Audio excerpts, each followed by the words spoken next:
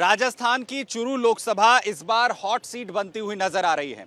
दरअसल बीजेपी ने अपने सिटिंग सांसद राहुल कसवा का टिकट काटकर देवेंद्र झांझड़िया को यहां से टिकट दिया है, जो कि पैरालंपियन हैं और साथ ही पद्मश्री से सम्मानित हैं। और इस खिलाड़ी को जिस तरीके से बीजेपी की तरफ से चुना गया, उसके बाद राहुल कसवा ने बगावत कर दी और कांग्रेस का दामन थाम लिया, जिसके चलते इस सीट पर अब मुकाबला टक्कर का बताया जा रहा है। मैं आपको बताऊं, राहुल कसवा जो हैं वो कसवा परिवार से आते हैं, जहां उनके इससे पहले पिताजी। तो फिलहाल हम चुरू में मौजूद हैं, यहाँ के लोगों की नब्ज टटोलने की कोशिश कर रहे हैं। और हम जब यहाँ पहुंचे तो ज्यादातर जो भीड़ है, हमें अच्छा जरा दिखाइए, पहाड़गंज के जो मशहूर छोले भटूरे हैं वो भी आपको यहाँ पर दिख जाएंगे। दूरी भले ही राजधानी दिल्ली से काफ़ी हो, लेकिन पहाड़गंज वहाँ की जो गलियाँ हैं पुरानी दिल्ली की, वो यहाँ पर भी मशहूर हैं। और इसीलिए छोले भटूरे हों या फिर अमृतसरी नान, सभी का जायका जो है वो चुरू वाले भी ले रहे हैं। लेकिन यहाँ का जो माहौल है वो कैसा है, उस पर भी हम लोगों से बात कर रहे हैं। बाबूजी क्या नाम है? खेमाराम बान्ना। खेमाराम जी, बताइए चुरू में कैसा विकास हो रहा है, कैसी तस्वीर है जो है इस वक्त? श्री डूंगरगढ़ तहसील है, बीकानेर जिला है। अच्छा, आप बीकानेर से हैं? बीकानेर से है। बड़ी दूर आ गए, क्या घूमने आए थे मोदी जी की रैली में? तो देखने के लिए है, मोदी जी के पीछे सब जीत रहे हैं और डुगडुगी ऐसे ही है, कुछ ही नहीं है, जीरो है। अच्छा, बीकानेर में काम वाम हो रहा है बढ़िया? मेघवाल जी बढ़िया काम कर रहे हैं बीकानेर में? वो ठीक है, मोदी जी है, जो कुछ है जी मोदी जी है, यही बोलते हैं हम तो। आप सभी बीकानेर से ही हैं? बीकानेर से। हम लोकल चूरू से हैं। आप लोकल चुरू से? अच्छा, बताइए कैसे वो चुरू में क्या विकास हो रहा है, क्या है चुरू की खासियत, जरा पहले तो हमें ये बताइए, क्योंकि हम पहली बार चुरू आए हैं। चूरू में 35 साल से पूरा राजेंद्र राठौड़ का वर्चस्व है और यहाँ विकास की कोई कमी नहीं है। प्रत्येक व्यक्ति से जन व्यक्ति से जुड़ा हुआ व्यक्ति है और यहाँ मोदी ही लहर है। नहीं, ये मोदी नहीं, पूरी तस्वीर में पूरा लोकसभा का जो समीकरण है, चुनावी वोट है, मैं सब समझ लूंगा आपसे।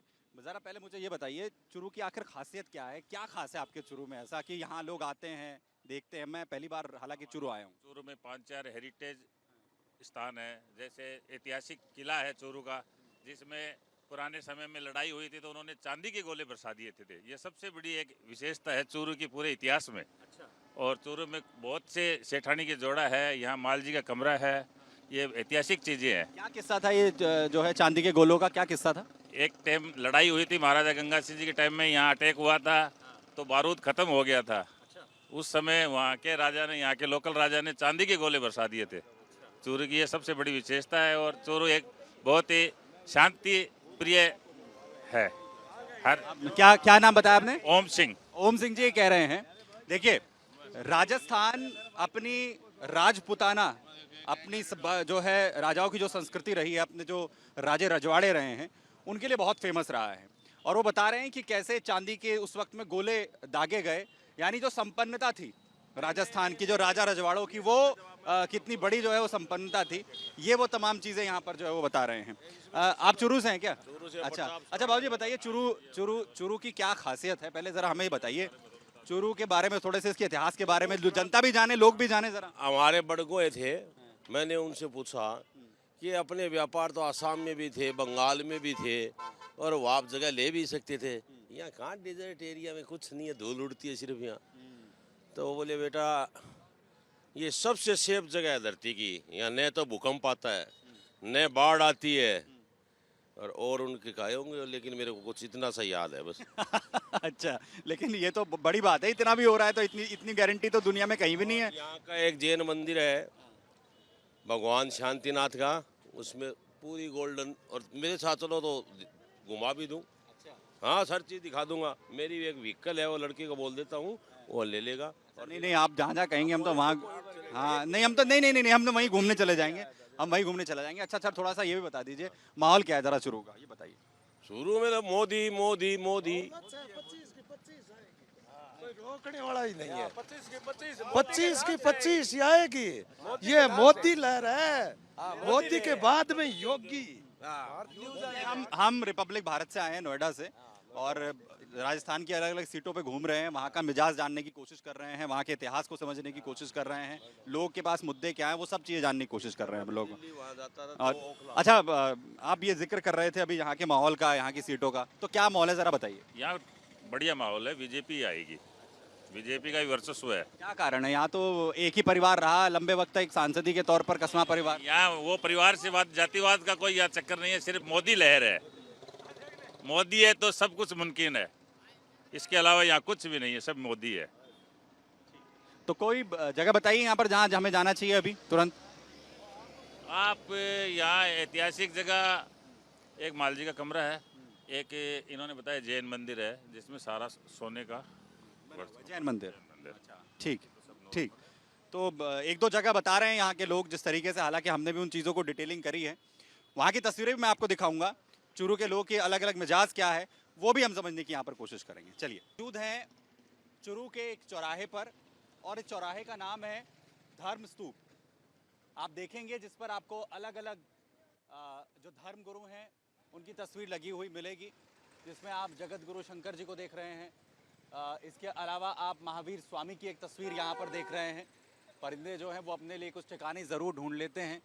और जो जैन धर्म के जो अनुयायी हैं, जो लोग हैं, उनकी भी यहाँ पर ठीक ठाक जो संख्या है वो यहाँ पर मिलती है। और जहाँ एक तरफ ये धर्म स्तूप आप देख रहे हैं, क्योंकि चूरू की जो अलग अलग जगहें हैं, पूरे राजस्थान को अगर हम यहाँ पर देखें, वो उसके जो तमाम टूरिस्ट प्लेसेस हैं उसके लिए बेहद ख़ास बनाती है। और चूरू को भी चाहे धर्म स्तूप हो या फिर यहाँ का जैन मंदिर हो, वो भी अलग बनाता है। और ठीक इस चौराहे के सामने इंद्रमणि पार्क है, जो आपको इस वक्त यहाँ पर सामने की तरफ दिखेगा, जहाँ पर अमूमन लोग जो है पहुँचते हैं। क्या खासियत है इंद्रमणि पार्क की, नगर परिषद चूरू ने इसे जो है वो सजाया है, संवारा है, वो भी हम आपको यहाँ पर बताएंगे। लेकिन कुछ दुकानदार भी हैं यहाँ पर, ज़रा अजय उनसे हम बात करने की कोशिश करते हैं। और आखिर ये जो धर्म स्तूप है इसकी क्या खासियत है, इनसे थोड़ा सा यहाँ पर समझ लेते हैं। कि नमस्कार भाई साहब, क्या नाम है आपका? मुरली नाम है। अच्छा मुरली जी, बताइए यहीं चूरू में ही दुकान कर रहे हैं, कब से कर रहे हैं? चूरू में पापा जी हो गए 42 ईयर। अच्छा, ये हम रुके थे यहाँ पर, हमने देखा ये धर्म स्तूप, कोई हमें बता रहा था घंटा घर है ये है, लेकिन हमने आके देखा धर्म स्तूप है। ये धर्म सुबह घंटाघर अंदर है, सफेद घंटाघर। अच्छा, तो धर्म स्तूप क्या खासियत है धर्म स्तूप की, किसने इसे बनवाया, किस इसके पीछे क्या उद्देश्य है, कोई जानकारी है? वो पता नहीं, बहुत पिताजी को तो पता हो, बहुत आपको पता है? अंकल जी क्या नाम है आपका? किशोर कांत है। ईश्वरकांत जी, क्या है इसके पीछे कहानी? ये धर्म स्तूप कब का बना हुआ है? ये बिड़ला का बना हुआ है, 1930 का बना हुआ है। 1930 में बना था। हाँ, किसने बनवाया था? बिड़लों ने बनाया है। अच्छा, तो हमने देख रहे थे इसमें कई जो धर्म गुरु हैं उनकी तस्वीरें वगैरह लगी हुई हैं। यहाँ ये सब धर्म की है, सनातन धर्म का है ये सब मूर्ति लगी हुई है चारों तरफ इनकी, सब धर्म का है। और ये सामने एक नेचर पार्क भी, ये क्या है वो पार्क? इंद्रमणि पार्क। ये इंद्रमणि पार्क है, बाघ लोग का बनाया हुआ है। इनकी लड़की थी इंद्रमणि। किसकी, दोबारा बताइए। बाघ लोगों की लड़की थी इंद्रमणि, उसकी स्मृति में बनाया हुआ है। लोग आते हैं इसमें घूमने? घूमते काफी। क्या क्या है इससे इंद्रमणि पार्क के अंदर? यहाँ सब है, झूले वगैरह यहाँ सब कुछ है। रमणीय स्थान है, शौचालय है, सब कुछ है। पहले जैसे आग बड़ियों का था, अब सरकार को दे दिया, उसके बाद से ऐसे ही। उसके अंदर समाधि है, उसके अंदर से आगे समाधि है उसी इंद्रमणि की, उसके अंदर से आग बढ़ाई हुई है, उसके अंदर से आग सब कुछ देखने लायक है। स्थानीय है, ऐसे पुराना है, हमारे जन्म से पहले है। पुराना है मतलब, तो ऐतिहासिक चीज़ें पूरी राजस्थान में जो है वो मिलती हैं, जिसका जिक्र भाई साहब यहाँ पर कर रहे हैं। और दुकान चलाते हैं यहाँ पर, ये साइकिल वाइकिल की, और दूसरा ये धर्म स्तूप जिसका उन्होंने जिक्र किया। और ना सिर्फ ये, बल्कि इंद्रमणि पार्क वो भी मैं आपको अंदर से दिखाऊंगा कि आखिर कैसा है, कैसे लोग यहाँ पर जो है वो पहुँचते हैं। लोकसभा चुनाव 2024 में चूरू हॉट सीट बनती हुई नजर आ रही है, क्योंकि जो सिटिंग सांसद राहुल कस्वा, उन्होंने कांग्रेस का दामन थाम लिया है, तो वहीं दूसरी तरफ सियासी समीकरण, जातीय समीकरण जो है वो बीजेपी की ओर झुकाव लेते हुए नजर आ रहे हैं। इन तमाम सियासी समीकरणों की अगर हम यहाँ पर बात करें तो दरअसल 2014 के बाद से, क्योंकि जाट बहुल क्षेत्र है और जाट बिरादरी जो है उसका एक वर्चस्व यहाँ पर माना जाता है, लेकिन इस बार जो दोनों ही उम्मीदवार हैं वो जाट बिरादरी से हैं। दोनों ही पार्टियों की तरफ से इन पर दांव यहाँ पर खेला गया है। जो जाट है वो तकरीबन, उनकी जो जनसंख्या है वहाँ पर यहाँ पर 4.5 लाख के करीब बताई जाती है। कुल जो वोटों का अगर आंकड़े की हम यहाँ पर बात करें तो तकरीबन 22.5 लाख के लगभग वोट हैं। इस बार दोनों ही कैंडिडेट में से कौन जीतने में कामयाब हो पाएगा, ये पूरी तरीके से निर्भर करेगा इन जातीय समीकरणों पर। इसके अलावा यहाँ पर चाहे ब्राह्मण की बात कर लें, वैश्य की बात यहाँ पर कर लें, इसके अलावा जैन समाज के लोग की यहाँ पर बात कर लें, SC ST कोटे के लोग भी यहाँ पर हैं, मुस्लिम समुदाय भी यहाँ पर अच्छी खासी मात्रा में है। यानी ये जो तमाम जातीय समीकरण हैं, ये नतीजों पर बहुत कुछ प्रभाव यहाँ पर डालते हुए नजर आएंगे। विधानसभा चुनाव की अगर बात करें तो इसमें कांग्रेस भारी पड़ती हुई नजर आई थी। 2 हनुमानगढ़ की यहाँ पर जो सीटें हैं वो इंक्लूड होती हैं लोकसभा सीटों के अंदर, लेकिन कुल मिलाकर 8 विधानसभा सीटों से ये पूरी चुरू लोकसभा सीट यहाँ पर बनी है। लेकिन विधानसभा के चुनाव के नतीजे जो हैं क्या लोकसभा चुनाव पर असर डालेंगे, ये सबसे बड़ी जो है वो बात होगी जब 4 जून को नतीजे यहाँ पर सामने आएंगे। लेकिन जातीय समीकरण, क्योंकि कहा यही जाता है कि जो स्थानीय मुद्दे हैं, चाहे पानी का मसला हो, फ्लोराइड के पानी का मसला हो, सड़क की या फिर शिक्षा का या विकास का, ये वो मुद्दे हैं जो कभी कभी चुरू में भारी पड़ते हुए नजर आए हैं जातीय समीकरणों पर। कैमरामैन अजय के साथ सुमित चौधरी, रिपब्लिक भारत, चुरू, राजस्थान।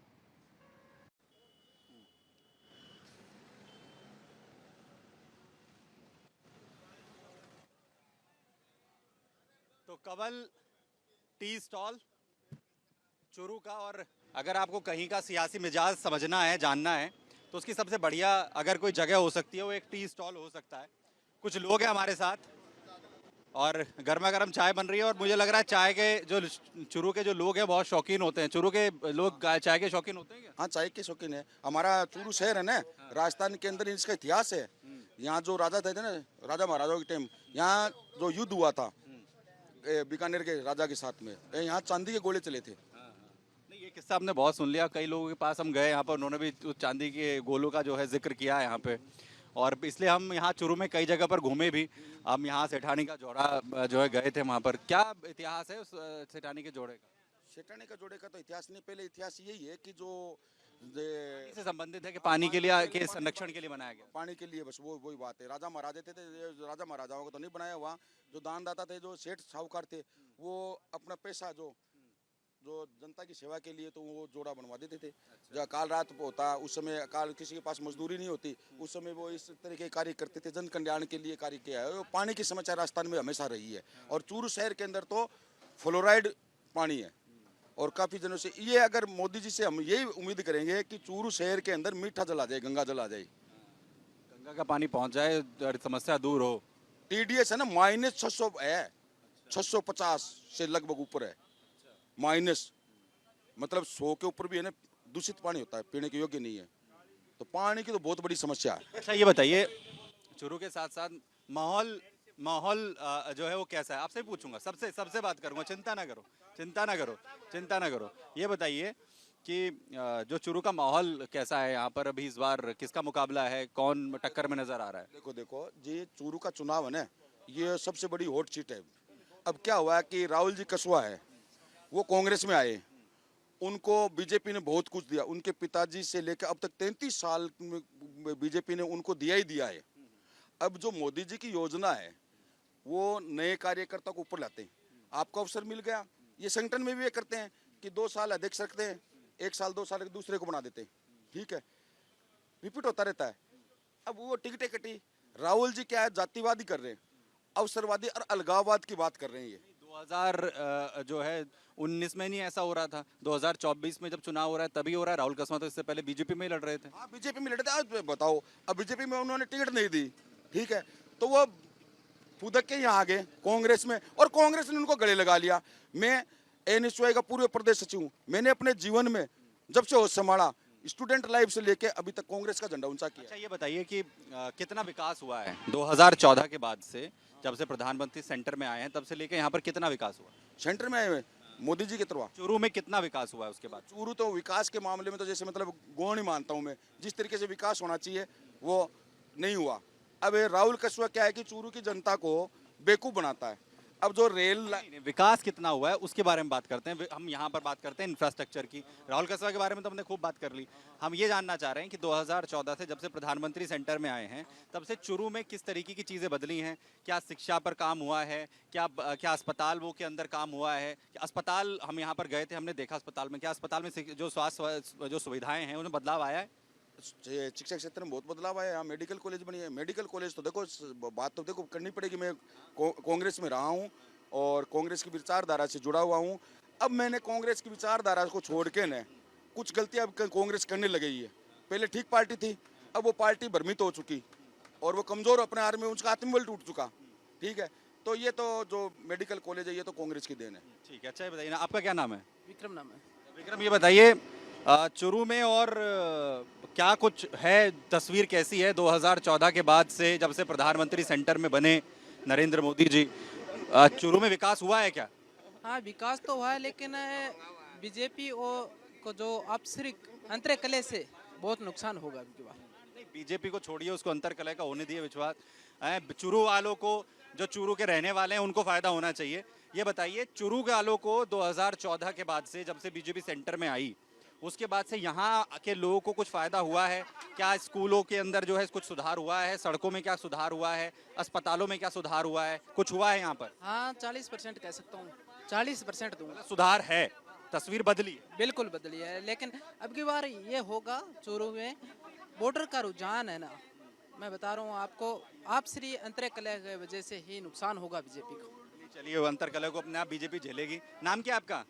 विनोद कुमार। अच्छा मनोज जी, ये बताइए 2014 के बाद से या वर्तमान में चुरू के अंदर कैसी तस्वीर है? यहाँ विकास हो रहा है, तस्वीर बदल रही है, सड़कें अच्छी हुई हैं या नहीं हुई हैं? क्या आपका मानना है चुरू के लिहाज से? अभी सड़कों का काम बाकी है 50%, गाँव का जो सड़क है ना उसका 50% काम बाकी है।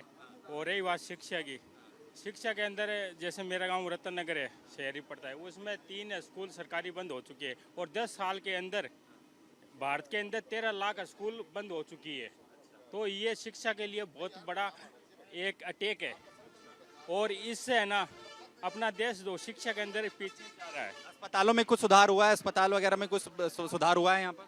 हाँ, कुछ हुआ है, 40% हुआ है करीब। सुधार हुआ है?